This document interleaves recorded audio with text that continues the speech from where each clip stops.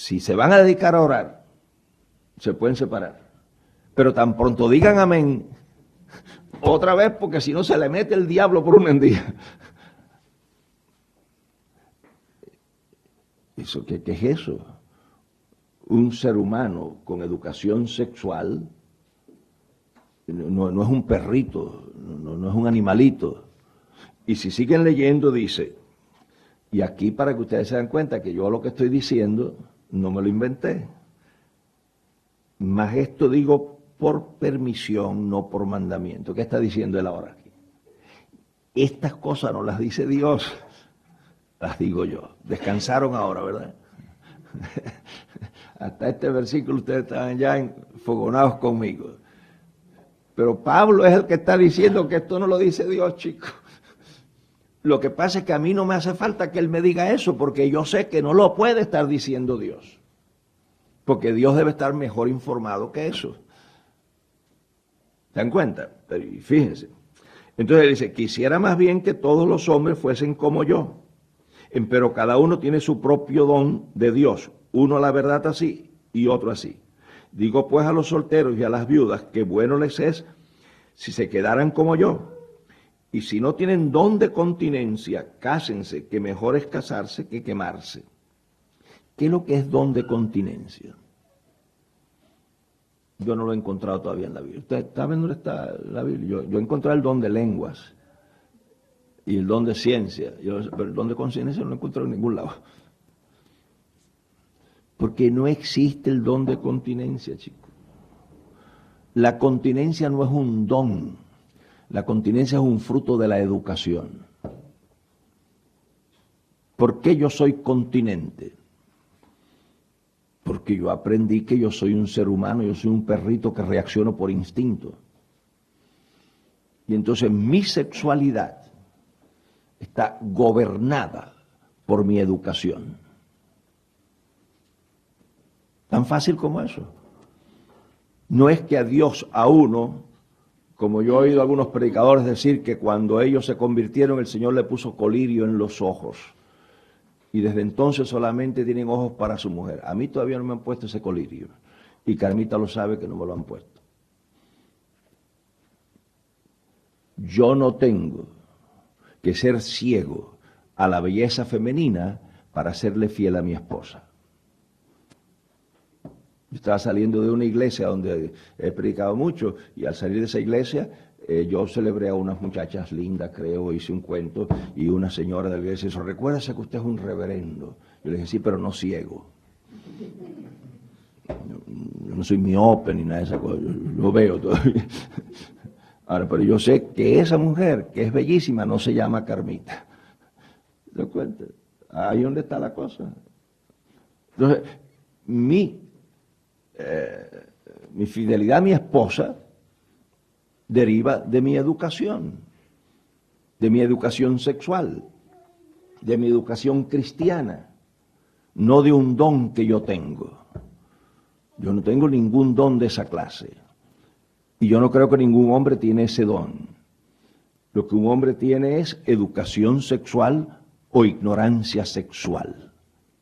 Ahora fíjense, si ustedes dicen, y este es un versículo que yo no sé en España, pero en otros países ha creado mucho problema entre la gente joven. Muchachos cristianos jóvenes que han leído esto y que se les ha enseñado esto, y antes de terminar su educación, antes de poder mantener una mujer, han hablado con los padres, a lo mejor, papá, mire que yo, y el papá es cristiano también, no hijo, mejor es que usted se case antes que se queme.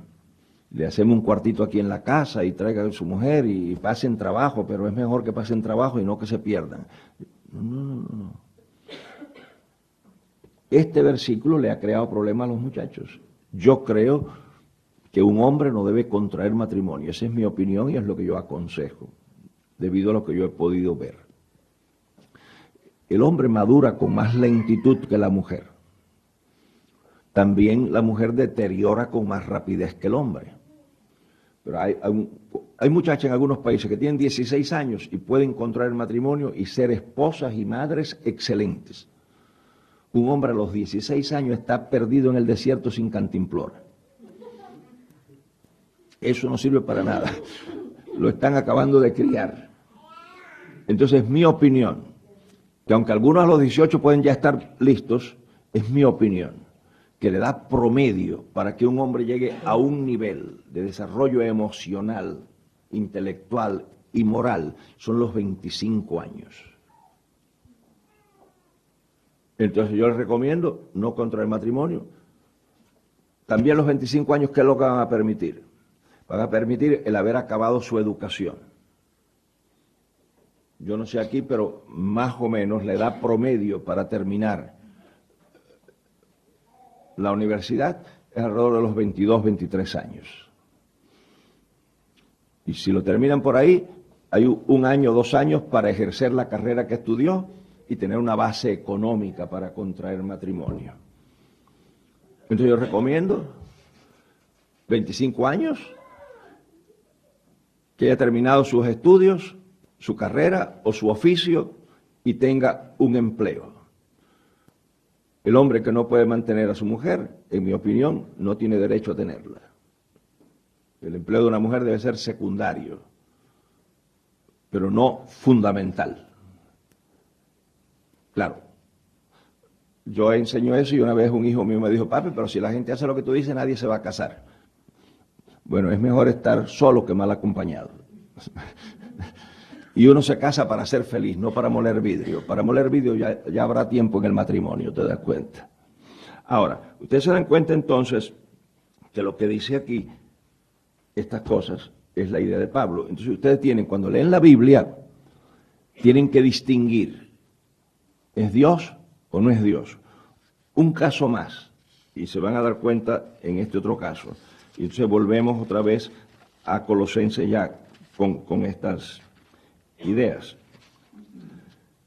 Fíjense, capítulo 11 de Primera de Corintios. Sed imitadores de mí, así como yo de Cristo.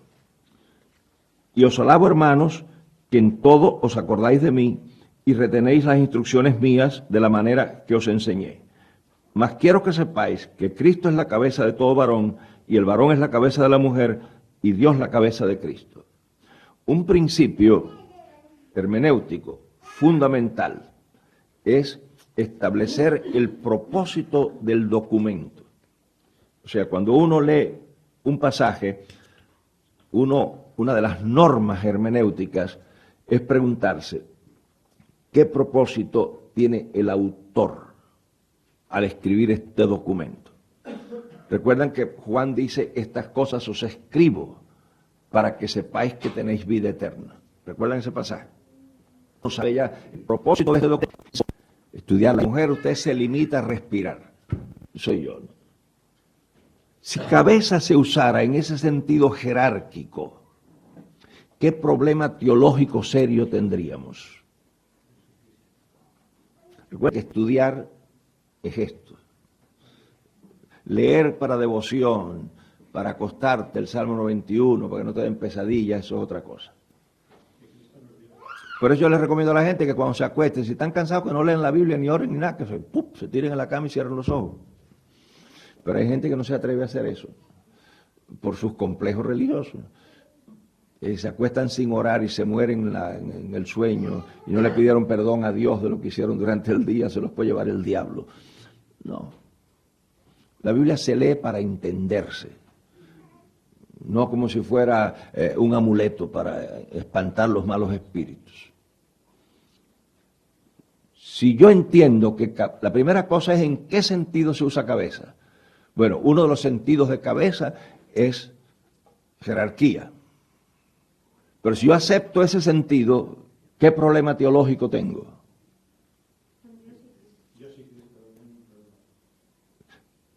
Si Dios es la cabeza de Cristo, Cristo es inferior a Dios. Entonces, aquí no puede ser en sentido jerárquico. ¿En qué otro sentido se puede usar cabeza? En sentido funcional. El presidente del gobierno español no es superior a ningún otro español, pero es la cabeza del Estado español. No es la cabeza del Estado español en un sentido jerárquico, sino en un sentido funcional. Para que funcione el gobierno, cuando otro país quiere tener relaciones con España, ¿con cuál español habla, chico? Se vuelve loco, a ver, no tiene que haber un español que no es superior a los demás. Y como yo hablo aquí con todos los españoles, para algunos españoles Zapatero es un iluminado, pero para otros me dicen que es Bambi. O sea que no quiere decir que todos estén de acuerdo, pero quiere decir que para que funcione Zapatero, y eso pasa en la familia. Yo conozco familias que si la mujer hubiera sido la cabeza, en lugar del hombre se hubieran ahorrado muchos dolores de cabeza. Porque hay hay familias que tienen un piso pago o lo están pagando por la insistencia de la mujer. Por el marido todavía estuvieran viviendo en un garaje alquilado. Hay algunas familias que tienen su dinerito en el banco por la mujer. Por el hombre estarían empeñados hasta aquí. Entonces hay algunos. Pero cabeza aquí es funcional. Ahora, la pregunta es esta: ¿por qué escogió Dios al hombre? Es una pregunta legítima. ¿Dónde está el pasaje en el que se expresa la razón divina para haber escogido al hombre y no a la mujer? A ver si ustedes leen la Biblia.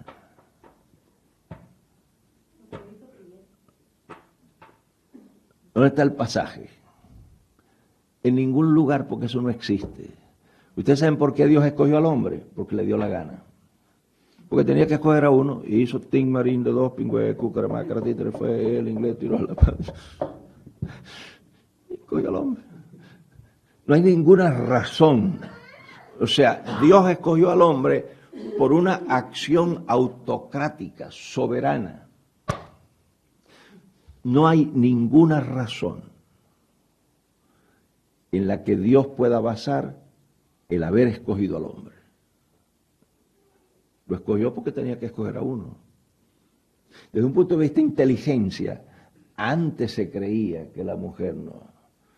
Por ejemplo, esto que estamos haciendo aquí no podría haber ocurrido en España hace 100 años. Porque las mujeres, en nuestra cultura de años atrás, la función de la mujer era bordar, tejer, cocinar y mantener feliz al marido. Pero en siglos atrás, ¿cuántas mujeres tenían posiciones intelectuales en la sociedad? Porque ellas no tenían cerebro. Usted lee la literatura clásica de la Iglesia Católica. Yo siempre he pensado, con todo respeto a la Iglesia Católica, que una mujer educada no debiera ser católica. Usted lee la literatura clásica de la Iglesia Católica, no la opinión del padre Francisco de la esquina, que a lo mejor el tipo ese es un ignorante, pero lea la literatura clásica. La mujer, hay jerarcas católicos que dicen que la mujer fue un hombre que salió mal hecho. Vayan a la biblioteca, no me lo crean a mí. Hay clásicos católicos que dicen que la mujer se alimenta del infierno. San Agustín no hablaba solo con una mujer, a menos que hubieran testigos, ni con sus sobrinas que eran monjas. El catolicismo prohibía que un cura durmiera en una casa donde dormía una mujer, aunque fuera su madre. Engendros del mal. La sexualidad, la mujer era lo peor, había que huirle a la mujer. Eso es falso. La mujer tiene la misma inteligencia que tiene el hombre. Y así como hay hombres que son brutos, hay mujeres que son brutas también. Pero no es por su sexo. La capacidad administrativa de la mujer es igual que la del hombre. Y hasta hace tiempo decían que era el sexo del... Ya eso pasó a la historia. Hay muchachas que están entrenadas en artes marciales que hay que tenerle miedo. Yo fui con el hijo mío, que el hijo mayor mío le gusta esas cosas y ha tenido un entrenamiento de eso. Y una vez yo estuve con él en California y me llevó al lugar donde su maestro, que había estudiado en Japón, le hacía los ejercicios. Y tenían una cosa esa así, casita japonesa, y sus ejercicios. Y había una muchacha delgadita, una rubita delgadita, pero alta, con su trajecito de eso, y viene un hombre grande, y cuando se enfrentan, la muchacha hizo así, lo agarró, lo tiró contra el piso, pero sin esfuerzo, muchacho. No era como, lo tiró para allá. El tipo se sacudió de vino y lo volvió a agarrar, y lo dijo, este tipo está loco, que se vaya, que lo van a matar, chicos. La muchacha que ella jugaba con ese tipo, yo digo, con esa niña no me caso yo ni loco, muchacho. A esa muchachita hay que traerle regalos todos los días, y los viernes hay que traerle flores y perfume, porque si eso mejor es tenerla contenta que disgustada. No, es sencillamente por orden. Pero ahora, fíjense ustedes, rápidamente, ¿qué sucede? Que ahora Pablo, después que dice su propósito, entonces lo pone en una figura griega, porque las sociedades expresan sus ideas también en símbolos de conducta social. Entonces, él expresa esto aquí categóricamente, pero ahora lo va a volcar en una imagen de la conducta social de los griegos. Recuerden que esta epístola está escrita a los griegos. Y entonces dice: todo varón que ora o profetiza, cubierta la cabeza, afrenta su cabeza. Mas toda mujer que ora o profetiza, no cubierta su cabeza, afrenta su cabeza, porque lo mismo es que si se rapase. Ahora fíjense, porque la mujer que no se cubre, trasquílese también. Y si le es deshonesto a la mujer trasquilarse o raerse, cúbrase. Porque el varón no ha de cubrir la cabeza, porque es imagen y gloria de Dios, mas la mujer es gloria del varón. Porque el varón no es de la mujer, sino la mujer del varón. Porque tampoco el varón fue criado por causa de la mujer, sino la mujer por causa del varón.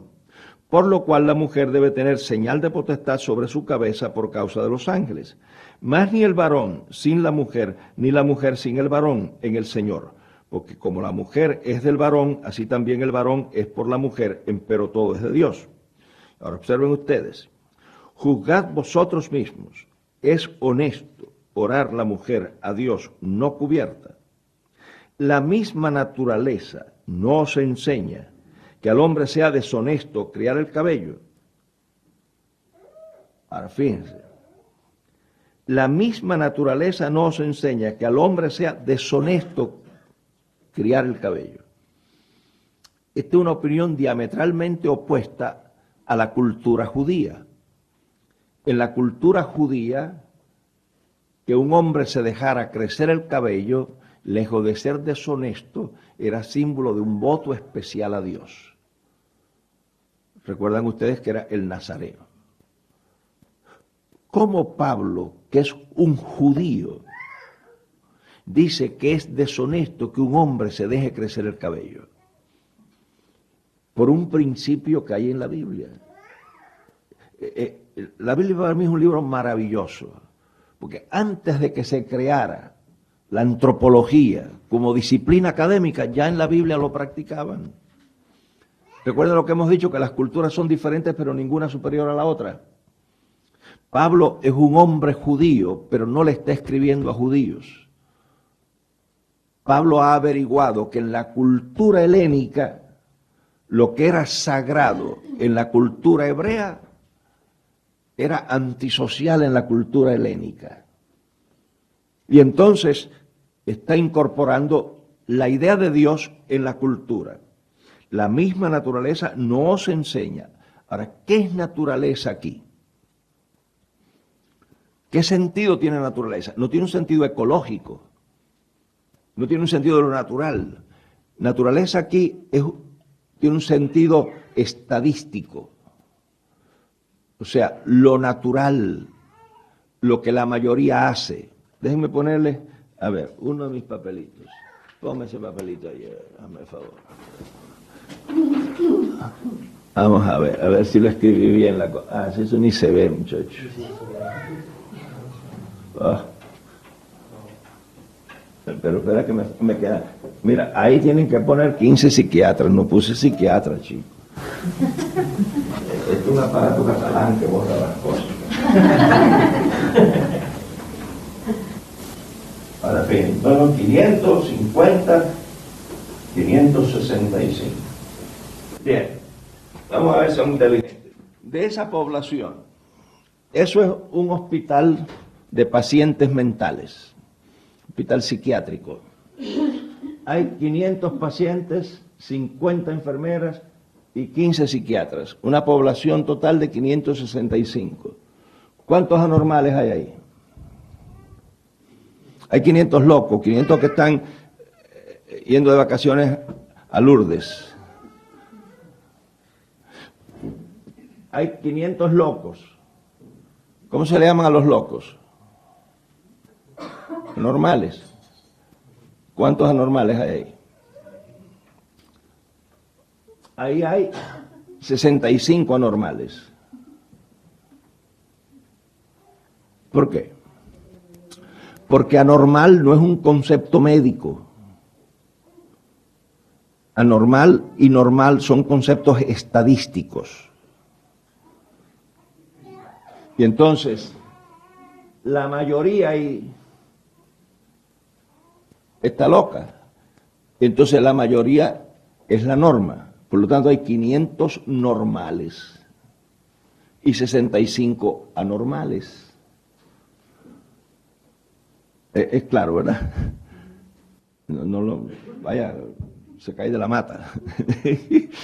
Se cae de la mata. Entonces, cuando Pablo dice aquí, la naturaleza nos enseña, está diciendo, la norma no te enseña, chicos. La mayoría de la población no te enseña. Entonces es estadístico. Si siguen leyendo, fíjense. Juzgad vosotros mismos. La misma naturaleza nos enseña. Por el contrario, a la mujer criar el cabello le es deshonroso. Miren lo que hay que hacer con la Biblia. Para uno entender la Biblia tiene que tener en cuenta 3 marcos de referencia fundamentales. Uno es el marco de referencia del autor del documento. Otro es el marco de referencia del destinatario del documento.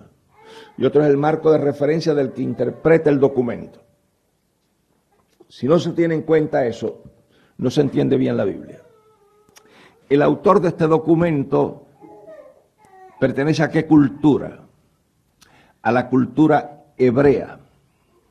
En la cultura hebrea, que un hombre se deje crecer el cabello es sagrado.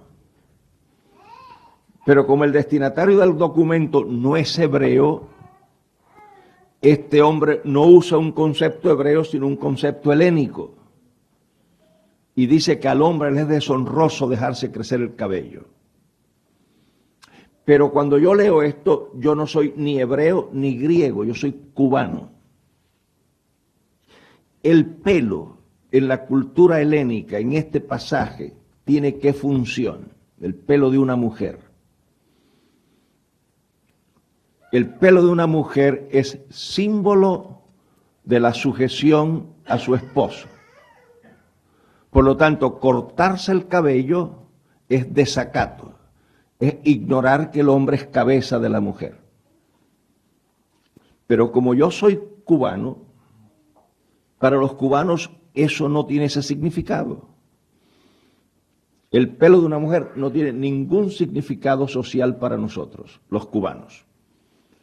En cada cultura, por ejemplo, Francia hubo una época que la mujer prostituta se pintaba el pelo de amarillo, de rubio. Si yo hubiera sido pastor en esa época, le hubiera dicho a las señoras de la iglesia que si nacían rubias, que se lo tiñeran de negro.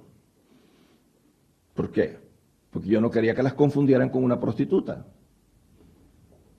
Entonces, en cada sociedad, el pelo tiene un mensaje social.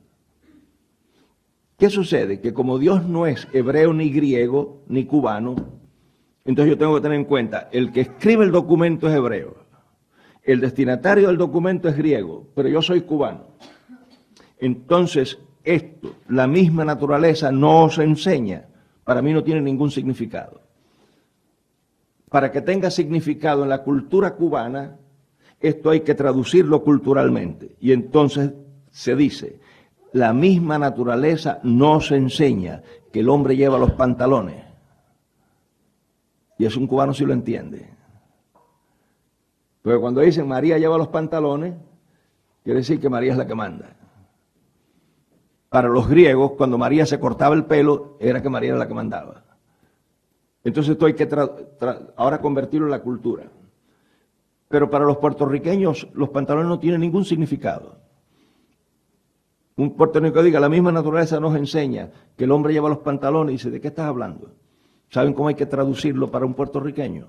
La misma naturaleza nos enseña que el hombre no siente en el baúl, que la mujer no siente en el baúl a su marido. Ese es el equivalente de lo que Dios dijo. Pero en Costa Rica, había una muchacha de Costa Rica hoy en tu casa, pero no está aquí. En Costa Rica no se traduciría así. En Costa Rica se diría, la misma naturaleza nos enseña que la mujer no le canta la gallina al marido. Pero para los peruanos eso no tiene sentido. ¿Saben cómo lo dice un peruano? La misma naturaleza nos enseña que la mujer no le pone el saco largo al marido.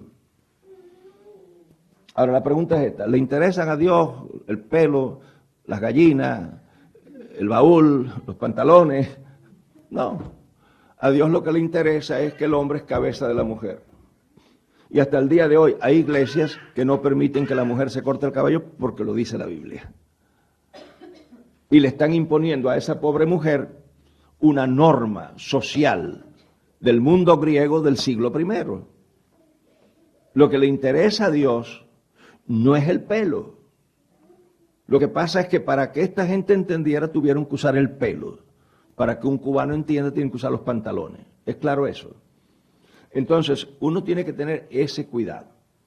Ahora, con eso en mente, y hay otros ejemplos, pero esta no es una clase de hermenéutica, sino solamente ejemplos para que ustedes vean lo que tienen que hacer con la Biblia.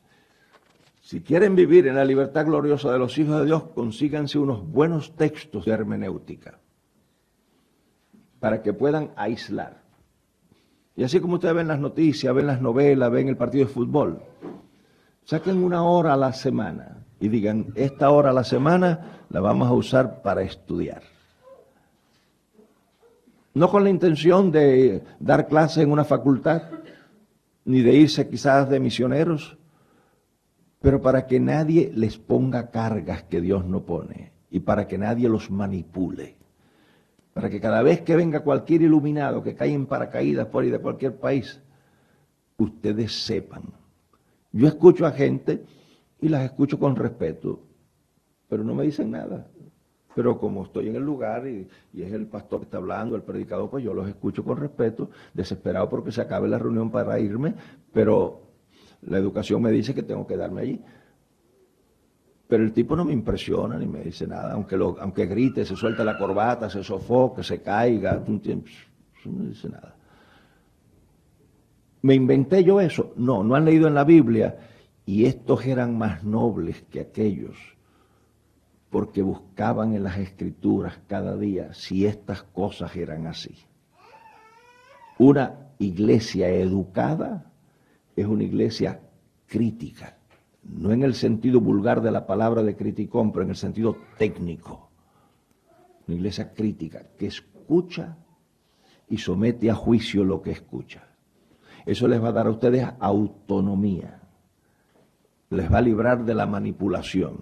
Entonces, con eso en mente, volvamos a Colosenses porque nos faltan muy poquito tiempo. Cuando ustedes vienen aquí, la fuerza del cambio lo produce nuestra relación con Cristo. Y entonces se nos da una serie de mandamientos. Observen que dice, mas dejad también vosotros todas estas cosas. Dejad esto, dejad lo otro. Dios no nos quita las cosas, ya hemos dicho anoche. Dios nos da la capacidad de que las dejemos. Ahora, todo este pasaje que está aquí, ¿cómo se produce el cambio? Fíjense. Empezando, vaya, vamos a empezar desde el principio, de lo que quiero correr. Amortiguad pues vuestros miembros que están sobre la tierra, fornicación, inmundicia, molicie, mala concupiscencia, avaricia, que es idolatría, por las cuales cosas la ira de Dios viene sobre los hijos de rebelión, en las cuales vosotros también anduvisteis en otro tiempo viviendo en ellas. Pero ahora dejad también vosotros todas estas cosas, y revestíos del nuevo, habiendo despojado del viejo hombre y revestidos del nuevo, el cual por el conocimiento es renovado conforme a la imagen del que lo crió. Aquí se usa la analogía de desvestirse y revestirse. Vestidos pues como escogidos de Dios. Ahora, esto que está aquí, ¿cómo se articula? Pues van al capítulo 4 de Efesios y van a ver allí una maravilla. Yo les decía anoche de el valor psicológico que tiene la Biblia, y aquí hay procedimientos que los psicólogos descubrieron el otro día. Fíjense ustedes, hay aquí un sistema de modificación de conducta que muchos psicólogos de la enseñanza, muchos psicólogos pedagógicos están proponiéndolo, y es que se consigue más en la modificación de conducta la afirmación de la conducta que se quiere que la condenación de la conducta que no se quiere. Hay iglesias que lo único que hacen es condenar la conducta. Esto no se hace, aquello no se hace, esto es malo, esto es del diablo, esto es del mundo. Pero se oye pocas veces hablar de lo que se hace y de lo que se puede. En esta escuela o en este sistema psicológico de los últimos años, afirmar lo que tú quieres consigue más que condenar lo que tú no quieres. Cuando el niño viene con malas notas de la escuela, y hay padres que dicen, tú eres un bruto, tú eres un tarado, tú eres esto, tú lo otro. Hay otros padres que están aprendiendo, cuando el niño viene con las notas, dicen, hijo, con lo inteligente que tú eres, yo esperaba otras notas. Le están diciendo lo mismo, pero se lo están diciendo igual. En el primero están afirmando que el niño es bruto, y tú le repites muchas veces a un niño que es bruto y se lo va a creer. Eso es lo que llaman los sociólogos profecía de autocumplimiento, que tú programas la conducta de la persona. Tú le afirmas lo otro y el muchachito dice, papi, ¿crees que yo soy inteligente? Así que tengo que... Entonces miren que eso que se dice ahora en los últimos años está aquí en este documento del siglo I. Fíjense ustedes. Esto pues digo y requiero en el Señor, versículo 17 del capítulo 4, que no andéis más como los otros gentiles que andan en la vanidad de su sentido, teniendo el entendimiento entenebrecido, ajenos de la vida de Dios, por la ignorancia que en ellos hay, por la dureza de su corazón, los cuales después que perdieron el sentido de la conciencia, se entregaron a la desvergüenza para cometer con avidez toda suerte de impureza. Mas vosotros no habéis aprendido así a Cristo. Y este es un versículo central. Ustedes saben que el concepto de aprender se define de diferentes maneras. Por ejemplo, en la ciencia de la educación, en la pedagogía, aprender se define como la capacidad de devolver la información que se recibió en clase. Eso se está modificando en algunos lugares ahora, pero por eso tenemos tantos analfabetos funcionales. Porque hay muchachos que no estudian, pero la noche antes del examen se embotellan la información, van y pasan el examen y le dan la nota. Pero al otro día pasarás por mi vida sin saber qué has pasado. Pero pedagógicamente aprendió y por eso le dan el diploma. Pero la definición psicológica no es así. En psicología, la definición de aprender es que aprender es modificación de conducta. Si la información que uno recibe no modifica la conducta, uno no ha aprendido. Cuando la Biblia dice aquí, no habéis aprendido así a Cristo, yo creo que usa la definición psicológica y no la definición pedagógica. Usted no ha aprendido a Cristo porque ha memorizado versículos de la Biblia. Usted ha aprendido a Cristo cuando los versículos de la Biblia han modificado su conducta. Por eso que la Biblia dice, por sus frutos los conoceréis. Y a mí no me impresiona el estilo de nadie ni que me diga que tiene visiones, porque la gente se inventa tantas cosas. A mi casa fue una señora y me quería dejar una cinta del testimonio de ella cuando fue al cielo y al infierno. Y yo le dije, mire, no me la deje porque yo no la voy a escuchar. Porque como yo no estoy planeando un viaje al infierno, pues no me interesa un brochure del infierno. La mujer cogió un berrinche conmigo, muchacho. Pero ¿cómo que me va a dejar? ¿A quién se le ocurre eso que yo quiero oír un testimonio de su viaje al infierno? Si me dijera que fue su viaje a los Alpes o al Everest o alguna cosa de eso. No. Aprender no es eso. Aprender es modificación de conducta. Y observen ustedes ahora como si empero lo habéis oído y habéis sido por él enseñados cómo la verdad está en Jesús. Observen ustedes esto. A que dejéis, cuanto a la pasada manera de vivir, el viejo hombre que está viciado conforme a los deseos de error, y renovaros en el espíritu de vuestra mente. Fíjense, ¿cómo se modifica la conducta? Miren la secuencia. Aquí hay consecuencias. Las consecuencias son el resultado de la conducta. La conducta es el resultado de una actitud. La actitud es el resultado de un sentimiento. Y el sentimiento es el resultado de una idea. Para uno resolver la consecuencia, tiene que empezar en la idea.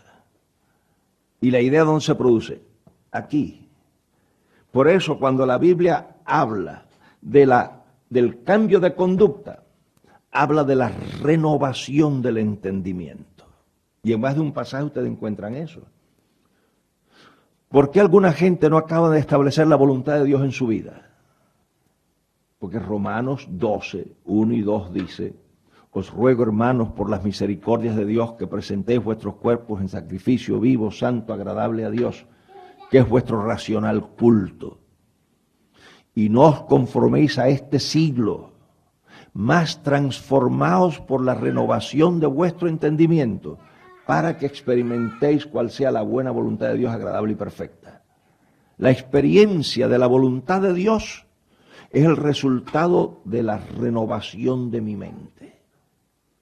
Y aquí, la modificación de conducta es la modificación de mis ideas.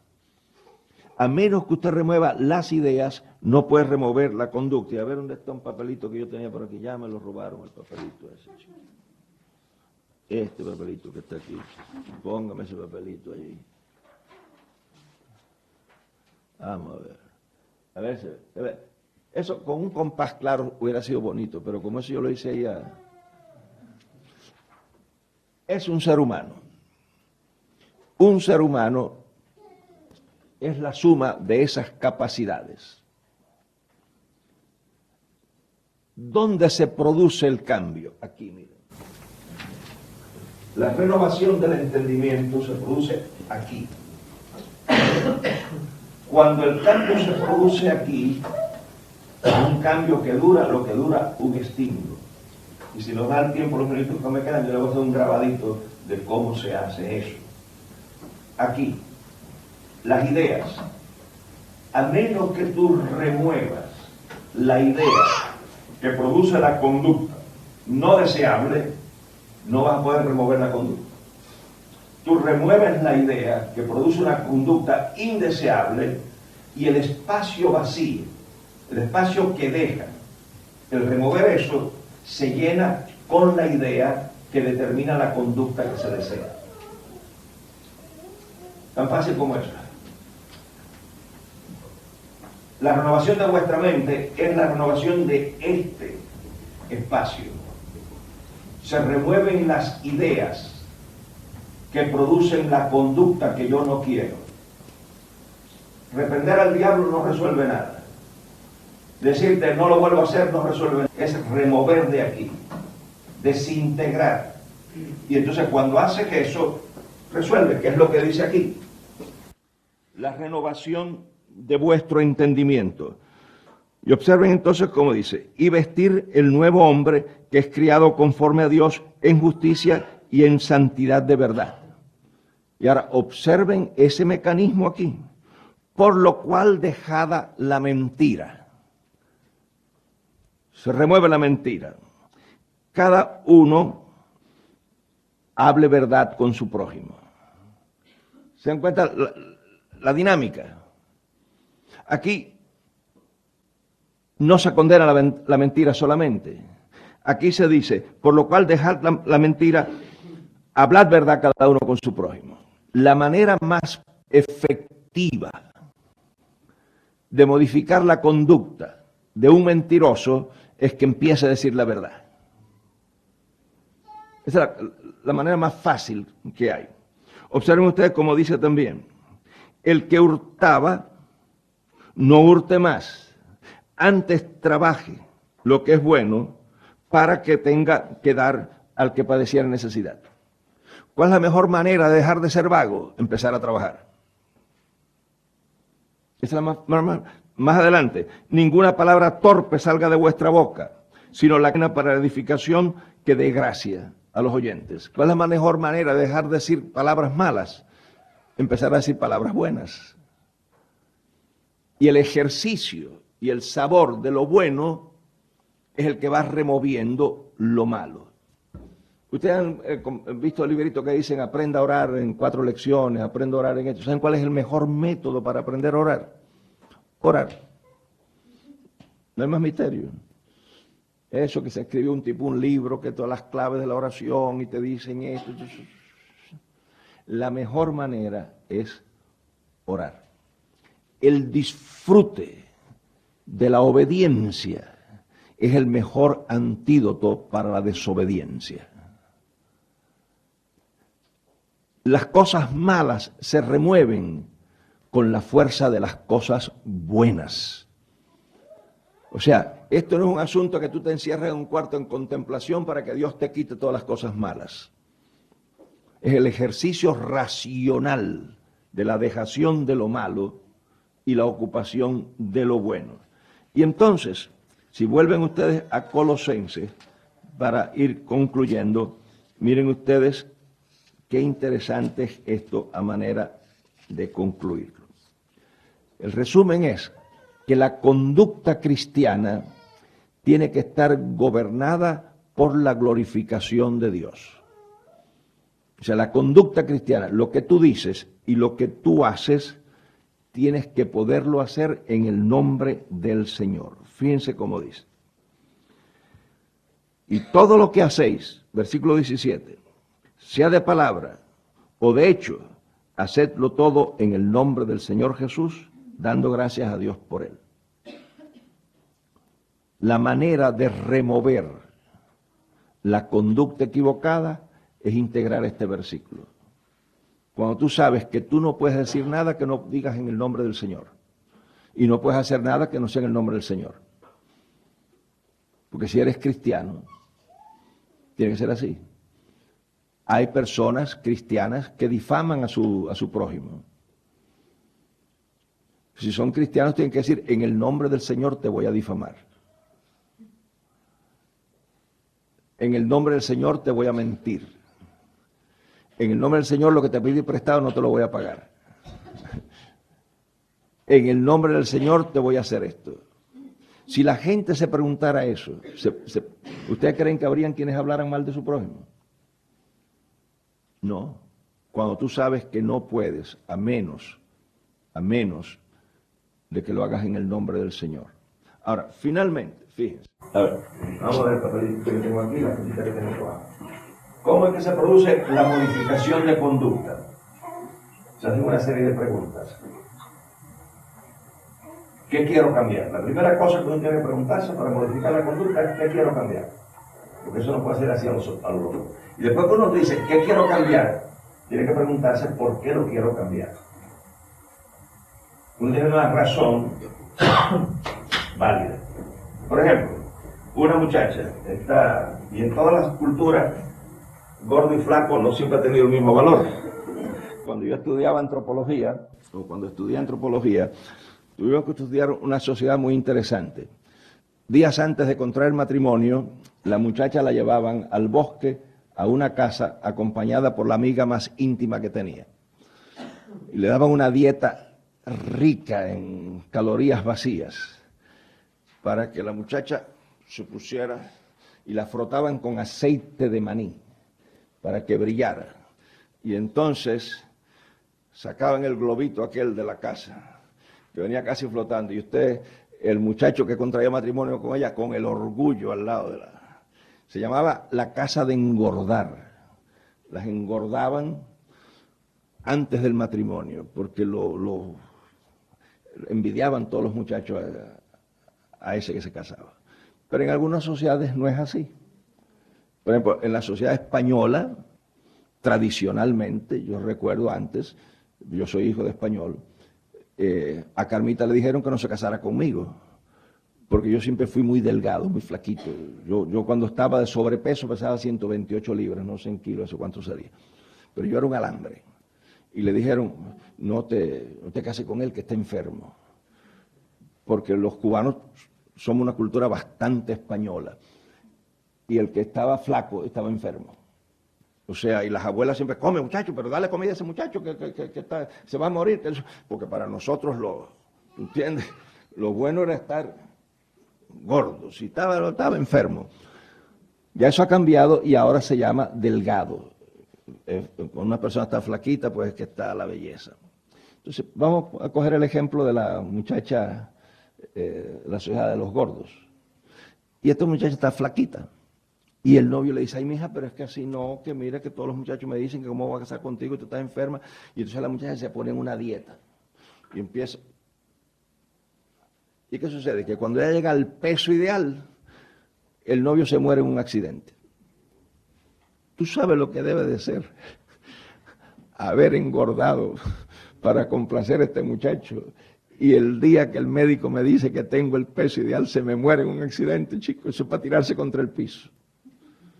No, esa muchacha tenía que decidir engordar porque a ella le gusta estar gorda, porque ella cree que es saludable y porque ella, para ella. Entonces la primera cosa que tú tienes que contestarte es, ¿por qué quiero cambiar? ¿Por qué quiero cambiar? Y tienes que tener una razón que sea permanente, no temporal. El próximo paso es preguntarte si se puede cambiar. Porque ustedes saben, el cantante americano es Michael Jackson. No quería ser negro, quiso ser blanco. Y el tipo se ha metido no sé cuántos tratamientos y lo que se ha descolorido, el tipo parece un enfermo.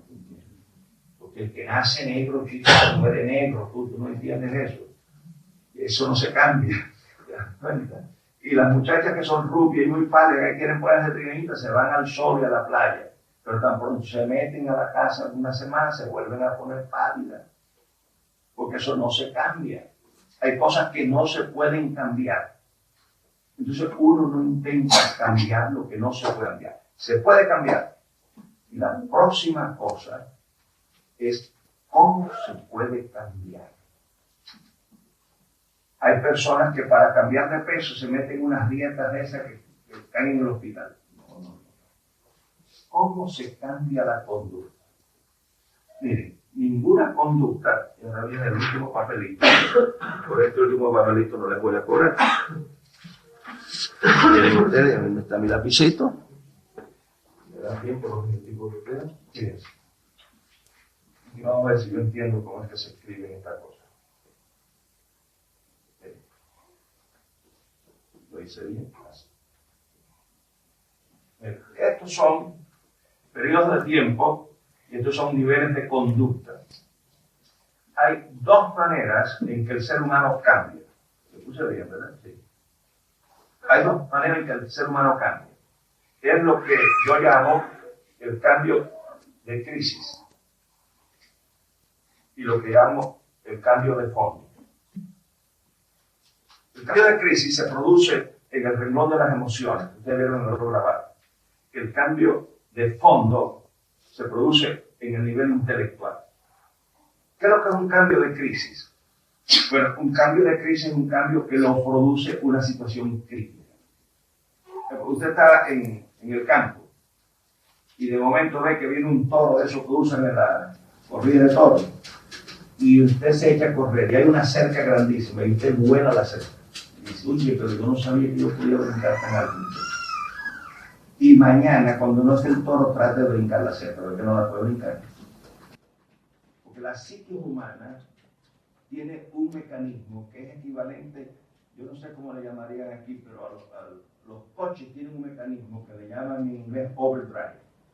Es un mecanismo que cuando tú vas a entrar a una autopista o algo y te ves en peligro, aprieta el acelerador y la transmisión salta y acelera en una manera pero violenta y luego baja. La psique humana tiene eso. Si tú ves que a un niño pequeñito le va a caer un armario encima, le puedes meter y aguantarlo. Y tú dices, yo no sabía que tenía tanta fuerza. Trata de hacerlo cuando no hay crisis. No vas a poder hacerlo. Entonces, cambio de crisis sería esto. Un matrimonio, para usar un ejemplo, el marido vive aquí, en este nivel. Y la mujer le dice que ella quiere que él viva aquí. Y le dice, pero Ramón, que tiene que cambiar aquí, Ramón. Un día Ramón llega a la casa y encuentra una maleta hecha en la puerta. Y la mujer dice, ¿y esa maleta quién va de viaje? Tú te vas de viaje. Yo no te aguanto más, yo me voy a volver loco, yo llevo 2 años siendo la misma cosa y nada. Si Ramón no ama a la mujer, dice, mis oraciones fueron contestadas. Como pasó con el loro de la sacristía. Había un cura, el padre Francisco, tenía 3 loros, un loro viejo y 2 loros más jóvenes, que siempre estaban parados con una patita y en la otra patita tenían el rosario guardado. Pero entonces una señora de la iglesia compró un loro y no averiguó de dónde era el loro. Y el loro ese había estado antes en una casa de prostitución. Y cuando trae el loro se la pasaba todo el día diciendo, un loro hembra, Lora le dirían. Y la lorita que decía, soy de la vida alegre, lo que quiero es divertirme, soy de la vida alegre. Y la mujer estaba avergonzada con una señora anciana de la iglesia. Padre Francisco, ¿qué hago con el loro? Pues mire, tráigamelo, hermana, y vamos a meterlo en la jaula que yo tengo, 3 loros, que son unos loros católicos, se la pasan el día entero con el rosario en la patita. Muchacha, la señora la trajo, y cuando meten a la lora esa en la jaula con los 3 loros, el loro viejo dijo, suelten las oraciones y los rezos que ya fueron contestados. Cuando la lora que ella dijo, soy de la vida alegre, me quiero divertir. Entonces, esos son cambios de crisis. Te tienes que, si el hombre no quiere a la mujer, pues ya le contestaron las oraciones. Pero si el hombre ama a la mujer, ¿sabe lo que va a hacer? Va a ser así. En forma perpendicular, va a brincar aquí. ¿Qué sucede? Que a medida que vaya pasando los días, este hombre va a ir haciendo esto. Hasta que llegue aquí. Porque los cambios de crisis se producen por un estímulo fuerte. Como cuando usted va al funeral. Yo no sé por qué la gente, no sé si aquí en España es así, pero en todos los lugares 2 cosas hacen en las funerales. Van y miran al muerto y después preguntan de qué murió el muerto. Yo no sé qué le importa a la gente de qué murió el chico. Van y lo miran. Y le digo, ¿y de qué murió el difunto? Y como en Cuba hay mucho de eso, velorios, eso son sinvergüenza, la gente va a hacer chistes. Pues llegó uno allí y dijo, ¿y de qué murió el difunto? Dice, por andar a alta velocidad en la carretera. Muchachos salen del funeral a paso como si fuera zona escolar, hasta que se le va quitando la imagen del muerto. Cuando la imagen del muerto se va quitando, pues vuelven otra vez a la misma velocidad, porque los cambios de crisis duran lo que dura la crisis. Cuando se habla de cambios ahí, de dejar la mentira y decir la verdad, no se habla de esto. Se habla de hacerse las preguntas que yo dije. ¿Qué quiero cambiar? Quiero cambiar la conducta de mentira a verdad. ¿Por qué la quiero cambiar? Porque soy cristiano y Dios dice que lo debo de cambiar. ¿Cómo lo puedo cambiar? No en forma brusca. Se establece un programa de cambio. Y entonces la persona va haciendo esto. ¿Se dan cuenta ustedes que no es una línea recta? Que van altas y bajas. Pero se dan cuenta ustedes que la línea nunca ha bajado más que del punto donde empezó. Eso puede tomar una semana, un mes, un año. Pero cuando usted llega aquí, de ahí no baja. ¿Por qué? Porque usted ha cambiado una naturaleza por otra naturaleza. Y cuando llega a ese punto, su conducta ha modificado de manera estable. Los cambios bruscos nunca son permanentes. Nadie puede cambiar bruscamente en forma permanente. Lo saludable es eso. Ahora, quien acompaña al que está cambiando, cuando ve que baja, no le dice, ve, estás en lo mismo otra vez. No, porque entonces la persona se desanima. Mira, bajaste, pero no bajaste al punto donde empezaste. Y uno mismo se da su terapia, porque el mejor psicólogo es uno mismo. El mejor psicólogo es uno mismo. Después que uno sepa un poquito de la dinámica de la mente, uno es el que mejor se puede tratar. Y entonces muere la figura anterior y nace la nueva criatura. Y no hay más misterios que eso. ¿Alguna pregunta? Algo que no está claro. Algo que no es así. Pueden tener la confianza de decírmelo y yo no me ofendo.